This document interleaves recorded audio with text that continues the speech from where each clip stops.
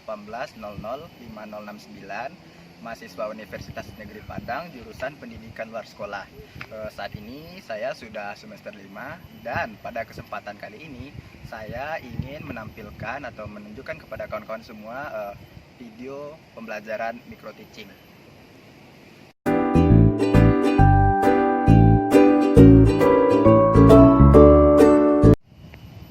Nah, sasaran atau peserta didik di dalam video micro teaching yang saya buat ini adalah kelas 12 SMA atau kelas 3 SMA yang mengambil jurusan IPS dan belajar mata pelajaran sosiologi.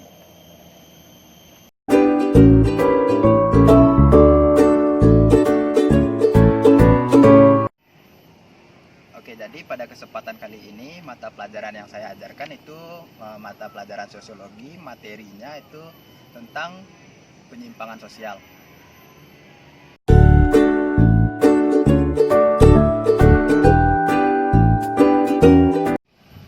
Seperti apa pembelajaran micro teaching tersebut? Saksikan video berikut ini.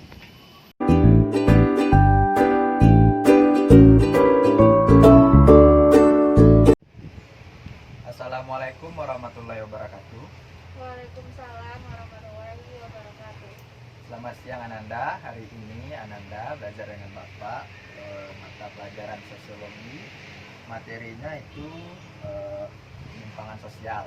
Nah, sebelum kita masuk ke materi, alangkah baiknya dulu kita memulai kelas dengan doa. Ananda tolong pimpin doanya.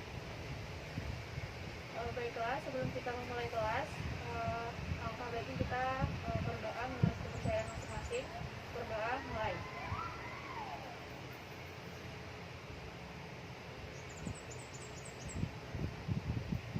Doa selesai. Oke. Sebelum itu Bapak cek dulu kehadirannya ya. Aspira Dwi Citra. Hadir, Pak. Ya, langsung aja masuk ke materi. Materi kita pada pertemuan ini itu adalah penyimpangan sosial. Tujuan dari mempelajari mata pelajaran penyimpangan sosial ini adalah kita atau siswa akan mendapatkan pengetahuan untuk berkawan dengan baik dan menjadi anggota masyarakat yang menyadari akan kewajiban, hak, status, dan peranan yang dimiliki. Nah, sebelumnya Bapak bertanya, apa itu penyimpangan sosial? Nggak tahu, Pak. Oke. Penyimpangan sosial secara umum diartikan adalah suatu perilaku yang tidak sesuai dengan tata kelakuan di dalam masyarakat sehingga seseorang melanggarnya, dan si pelanggar ini biasanya harus dihukum sesuai dengan ketentuan yang berlaku atau ketentuan-ketentuan yang sudah ada. Para ahli mengemukakan itu Robert M.Z. Lawang. Menurut beliau, segala tindakan atau tingkah laku yang tidak sesuai dengan norma yang sudah berlaku di dalam sistem masyarakat tertentu. Kemudian James Van Zenden, beliau mengatakan penyimpangan sosial adalah suatu tindakan atau perilaku yang menurut sebagian besar orang itu dianggap tindakan yang tercela. Kemudian Lewis Kosser juga berpendapat bahwa penyimpangan sosial itu kegagalan seseorang dalam menyesuaikan diri terhadap kebudayaan dengan perubahan sosial. Kemudian, apa itu ciri-ciri penyimpangan sosial? Berikut ciri-ciri penyimpangan sosial. Yang pertama adalah merupakan dampak dari adanya masalah-masalah, baik itu masalah pribadi ataupun masalah sosial. Kemudian merupakan bentuk penolakan dari masyarakat. Kemudian bersifat universal, menyeluruh, dan menggambarkan 3 fungsi penting, yaitu menjelaskan aturan, pembentukan grup, dan pengembangan perubahan sosial. Kemudian ciri-cirinya aspek lahiriah yang biasa diamati dengan jelas, yang dapat dikelompokkan ke dalam 2 aspek. Pertama itu aspek verbal, yaitu seperti melalui dengan kata-kata kotor atau tidak senonoh, makian. Kemudian dalam bentuk nonverbal seperti tingkah laku yang terlihat di masyarakat. Kira-kira Ananda tahu penyebab terjadinya penyimpangan sosial? Ya. Eh, Pertama, penyebab terjadinya penyimpangan sosial itu bisa dilihat pada suatu kondisi masyarakat itu sendiri. Pada dasarnya, setiap individu itu mempunyai latar belakang yang berbeda-beda. Hal itu kemudian menimbulkan tindakan-tindakan yang berlawanan, dan tidak semua individu itu mampu mengidentifikasi nilai norma yang berlaku di dalam masyarakat. Hal seperti ini menunjukkan bahwasannya proses sosialisasi mengalami kegagalan. Individu yang demikian itu sangat cenderung menerapkan tindakan-tindakan yang menyimpang di kemudian harinya. Beberapa faktor yang menyebabkan penyimpangan sosial ini, pertama itu adalah perbedaan status. Mengapa? Karena terdapat benteng pemisah antara si miskin dan si kaya, sehingga hal itu mengakibatkan timbulnya rasa iri, dengki, sirik, dan berujung pada perilaku menyimpang seperti memanipulasi, korupsi, kolusi, dan sebagainya. Kemudian ciri-ciri yang kedua itu beban ekonomi. Timbul rasa atau keinginan untuk hidup serba berkecukupan tanpa harus susah payah bekerja. Nah, hal ini juga menyebabkan seseorang mengambil jalan pintas dengan cara menyimpang seperti itu. Dan kita lihat di tempat kendaraan umum itu ada perampokan di bis, begal, mencuri, dan lain-lain sebagainya itu. Kemudian yang ketiga itu keluarga yang berantakan. Keluarga yang berantakan juga menyebabkan tumbuhnya penyimpangan sosial. Hal ini disebabkan oleh misalnya perselingkuhan atau perceraian, sehingga menyebabkan anggota keluarganya menjadi hidup tidak betah di rumah akibat situasi dan kondisi rumah yang selalu berantem dan saling diam gitu. Akibat dari itu, seseorang bisa melampiaskan kekosongan hatinya dengan berjudi, miras, narkoba, atau terjun ke dalam dunia prostitusi, dan masih banyak kejadian-kejadian lainnya yang diakibatkan oleh konflik rumah tangga. Kemudian banyaknya pemuda yang putus sekolah dan pengangguran hidupnya liar di jalanan gitu. Kenapa? Pada dasarnya seorang pemuda itu bekerja di kantor atau untuk bekerja di sebuah kantor itu kan membutuhkan keahlian. Namun mereka tidak memiliki keahlian tersebut. Padahal mereka juga membutuhkan sandang, pangan, papan, tempat tinggal. Nah, karena itu semua tidak bisa dibutuhi, jadi ujung-ujungnya mereka itu mengambil jalan pintas dengan cara menjadi pengamen bus atau pengamis di jalan. Kemudian, nah ini yang paling sering terjadi ya di kehidupan remaja zaman sekarang itu pengaruh media massa. Media massa sangatlah besar pengaruhnya. Itu seperti banyaknya tayangan berita, kekerasan, dan kriminalitas. Pola seperti ini akan memengaruhi emosi dan kejiwaan seseorang yang berakibat kepada penyimpangan-penyimpangan sosial yang lain seperti pembunuhan, pemerkosaan, perkelahian, perampokan, dan lain sebagainya. Saat ini media di Indonesia itu banyak yang sudah terkontaminasi acara-acara yang berdampak negatif, dan untuk itu orang tua itu senantiasa diimbau untuk memperhatikan anak-anaknya agar tidak terpengaruh kepada media massa yang negatif. Terakhir itu sosialisasi nilai-nilai subkebudayaan yang menyimpang. Hal ini dapat terjadi karena beberapa sebab, diantaranya terlalu sering menonton film baik di televisi maupun internet atau YouTube gitu kan, yang akan menimbulkan perasaan seperti ingin tahu dan meniru apa-apa yang sudah ditonton. Model penyimpangan seperti ini biasanya terjadi karena seorang individu atau kelompok, baik sengaja maupun tidak sengaja, secara otomatis telah mengadopsi nilai-nilai budaya yang mereka tonton tadi. Seperti contohnya di negara Indonesia secara umum, masyarakat itu mengetahui bahwa prostitusi atau seks itu di luar nikah tidak dibenarkan secara norma agama, sosial, dan hukum. Namun berbeda halnya dengan negara barat yang tidak dikategorikan itu sebagai perilaku menyimpang, dan itu yang mereka tiru gitu. Jadi karena pengaruh sosialisasi nilai-nilai kebudayaan yang banyak menyimpang itu, jadi itu yang ditiru-tiru menyebabkan perilaku penyimpangan sosial. Apa dampak dari penyimpangan sosial ini? Mari kita lihat. Penyimpangan sosial dapat melanggar norma hukum. Penyimpangan sosial juga melanggar norma hukum, antara lain tindakan kejahatan seperti penipuan, seperti sudah dicontohkan ini, perampokan juga, pencurian. Pelanggaran norma hukum akan mendapatkan sanksi hukum, misalnya pelanggaran norma hukum tertentu dapat sanksi hukum, misalnya penahanan di dalam lapas.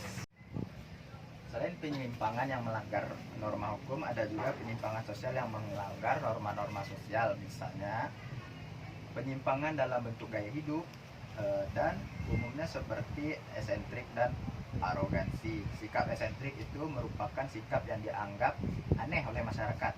Contohnya, anak lelaki yang memakai ting. Nah, sikap arogansi adalah sikap yang menunjukkan kesombongan atas kekuasaan, kekayaan, dan kemapanan. Pada umumnya, penyimpangan sosial juga menimbulkan aib atau stigma bagi para pelakunya. Masyarakat yang memandang pelaku penyimpangan secara negatif, contohnya ini, siapa namanya tadi? Citra, Pak. Citra. Misalnya Citra adalah seorang tunawisma. Untuk memenuhi kebutuhan hidup sehari-hari, kita mengumpulkan barang-barang bekas gitu. Nah, pada suatu hari Citra sakit, pastinya tidak bisa menjalankan pekerjaannya tadi, ya kan? Ya. Nah, sementara itu Citra juga tidak mempunyai uang yang cukup untuk memenuhi kebutuhan hidup sehari-hari dengan mengumpulkan barang-barang bekas. Saking laparnya, ketika berjalan di toko, kemudian Ananda mencuri potongan roti. Ketika melakukan aksi, si penjaga toko itu berteriak, lantas orang-orang yang berada di sekitar toko pun spontan lari dan menangkapnya. Pada saat itulah kemudian di sekitar toko menganggap bahwa seorang yang mencuri anggapan itu merupakan stigma atau aib sosial bagi Citra. Selain dampak negatif, penyimpangan sosial juga berdampak positif. Misalnya, penyimpangan sosial dapat mempertegas suatu perilaku yang pantas dan tidak pantas dilakukan. Contoh, selama ini Citra bingung apakah menggunakan narkoba itu termasuk perbuatan benar atau salah. Orang tua melarang, namun beberapa teman berkata bahwa menggunakan narkoba itu tidak salah. Singkat cerita, pada suatu hari teman ditangkap polisi. Nah, peristiwa tersebut bisa menegaskan bahwa penggunaan narkoba itu sebenarnya salah. Nah, itu yang disebut penyimpangan sosial berdampak negatif, artinya kita mengambil contoh dari kejadian-kejadian yang kita lihat. Kemudian, bagaimana sih sikap terhadap perilaku penyimpangan sosial? Bagaimana sikap terhadap pelaku penyimpangan sosial? Sikap kita terhadap pelaku penyimpangan sosial. Pertama, bisa kita ambil sikap positif. Kita mengambil sikap positif terhadap pelaku penyimpangan sosial bukan berarti kita membenarkan apa yang telah ia perbuat. Sikap positif merupakan sikap yang dianggap wajar atau sesuai dengan peristiwa yang terjadi. Sikap seperti ini biasanya dibangun dengan kesanggupan menahan emosi dan memakai akal sehat dalam menghadapi penyimpangan sosial itu tadi. Sikap positif dapat dilihat melalui simpati seseorang terhadap si pelaku penyimpangan sosial tadi. Simpati merupakan sikap menaruh perhatian terhadap si penderita. Sikap simpati juga membuat seseorang sanggup memahami pandangan atau situasi si pelaku penyimpangan sosial tadi. Ada sedikit contoh, misalnya Citra melihat Riri, teman sekelasnya, hampir setiap hari ia tidur di kelas selama jam mata pelajaran. Citra bertanya kepada Riri tentang usaha apa yang bisa dilakukan agar bisa menolong teman yang sering tidak mengikuti pelajaran dengan baik dan benar tadi. Untuk itu, Citra meminta kepada teman tadi untuk menceritakan mengapa hampir setiap hari ia tertidur di kelas. Dari perbincangan tersebut, terdapat satu alasan mengapa teman tadi suka tertidur di kelas. Ternyata pada malam hari ia kurang istirahat. Yang dilakukan oleh teman Citra tadi, ia selalu membaca buku sampai larut malam. Mengetahui hal ini, tentu Citra akan membantu untuk mencarikan jalan keluar yang tepat dengan membantu Citra seiring berjalan waktu teman tadi tidak tertidur di dalam kelas selama jam pembelajaran gitu. Dari pengalaman tadi terlihat bahwa rasa empati itu memperkenankan kita untuk memerhatikan, memahami dan menanggapi masalah orang lain.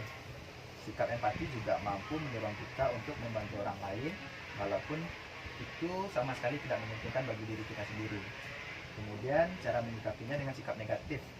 Sikap negatif merupakan sikap yang tidak peduli sama sekali terhadap adanya penyimpangan sosial. Apa contoh? Contohnya seperti Akmal dan teman sebangkunya Teguh. Ketika ulangan tiba, si Teguh selalu mencontek. Akmal mengetahuinya, namun Akmal berpura-pura tidak tahu dan tidak peduli. Padahal tindakan yang dilakukan temannya tersebut merupakan tindakan terlarang. Sikap Akmal sikapnya tadi dinilai itu adalah sikap negatif karena membiarkan para pelaku penyimpangan sosial pelaku penyimpangan sosial melakukan hal yang sedemikian secara terus-menerus. Contoh berikutnya yaitu seperti ada kejadian pencurian di suatu desa. Itu main hakim sendiri. Salah satu dari anggota geng motor itu mencuri motor. Perbuatan mereka itu diketahui oleh para masyarakat yang ada di desa. Kemudian ketika melakukan aksinya, salah satu orang melihat dan memanggil masyarakat lain, kemudian mengejar pencuri tersebut. Setelah tertangkap, warga mengompori warga lain untuk memukuli si pencuri hingga babak belur.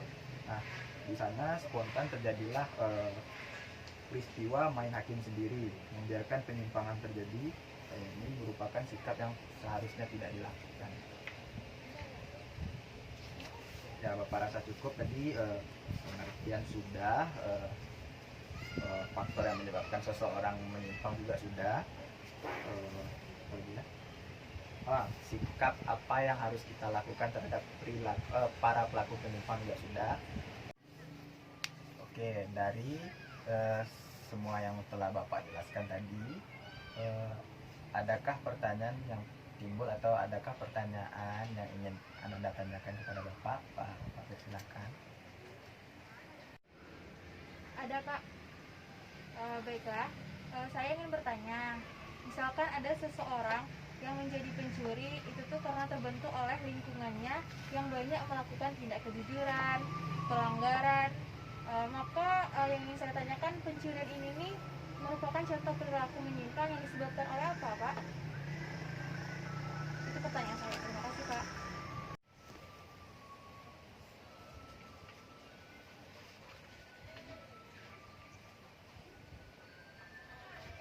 Oke, pertanyaan yang baik sekali, Citra. Bapak akan menjawab pertanyaan Anda tadi. Jadi penyimpangan itu tadi penyimpangan yang disebabkan oleh sosialisasi yang tidak sempurna. Kenapa? Ketika seseorang menjadi pencuri, itu biasanya terbentuk karena lingkungan yang banyak melakukan tindakan kejujuran, tindakan ketidakjujuran, pelanggaran, pencurian. Itu merupakan contoh perilaku menyimpang yang disebabkan oleh sosialisasi yang tidak sempurna di masyarakat. Ini sering terjadi proses sosialisasi yang tidak sempurna sehingga menimbulkan perilaku penyimpangan karena masyarakat selalu mentoleransi tindakan tersebut, maka terjadilah perilaku penyimpangan yang terus menerus. Pokoknya intinya itu kesimpulan yang bisa kita ambil, perilaku pencurian adalah perilaku yang disebabkan oleh sosialisasi yang tidak sempurna. Gitu. Nah, kira-kira begitu. Apakah Ananda mengerti apa yang Bapak sampaikan tadi? Baik, saya mengerti, Pak, dengan penjelasan Bapak. Terima kasih, Pak. Baik, apakah masih ada pertanyaan lagi dari Ananda untuk Bapak? Tidak ada, Pak. Cukup.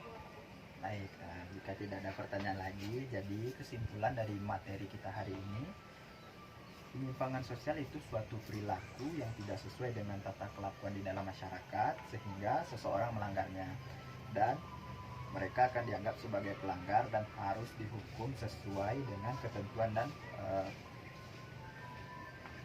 ketentuan yang sudah berlaku.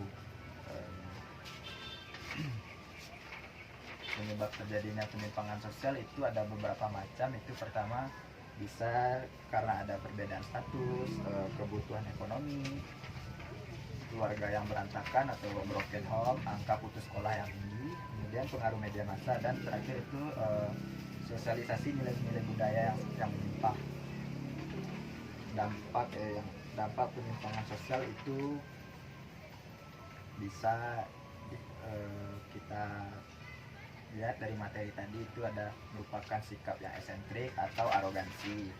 Kemudian sikap apa yang kita ambil terhadap pelaku penyimpangan sosial ini? Pertama bisa kita ambil sikap positif.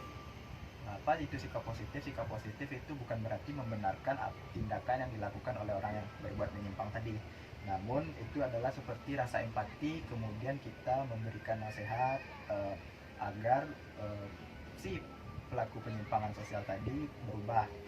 Sikap negatif yaitu dengan cara membiarkan saja kejadian menyimpang itu gitu. Tidak ada usaha atau tidak ada suatu tindakan yang dilakukan untuk berubah dari sikap yang menyimpang tadi ke sikap yang lebih baik. Sekian pembelajaran kita pada hari ini. Apabila ada kata-kata Bapak yang salah dalam penyampaian tadi, Bapak mohon maaf. Bapak akhiri, billahi taufiq wal hidayah. Assalamualaikum warahmatullahi wabarakatuh. Waalaikumsalam warahmatullahi wabarakatuh. Nah, itu tadi video pembelajaran micro teaching dari saya. Apabila ada kesalahan dalam penyampaian di video tadi, saya mohon maaf yang sebesar-besarnya. Saya sangat menerima kritikan dan saran dari kawan-kawan semua, karena itu merupakan sebuah motivasi bagi saya dan orang-orang yang menonton video ini untuk membuat video lebih baik lagi. Oke, assalamualaikum warahmatullahi wabarakatuh.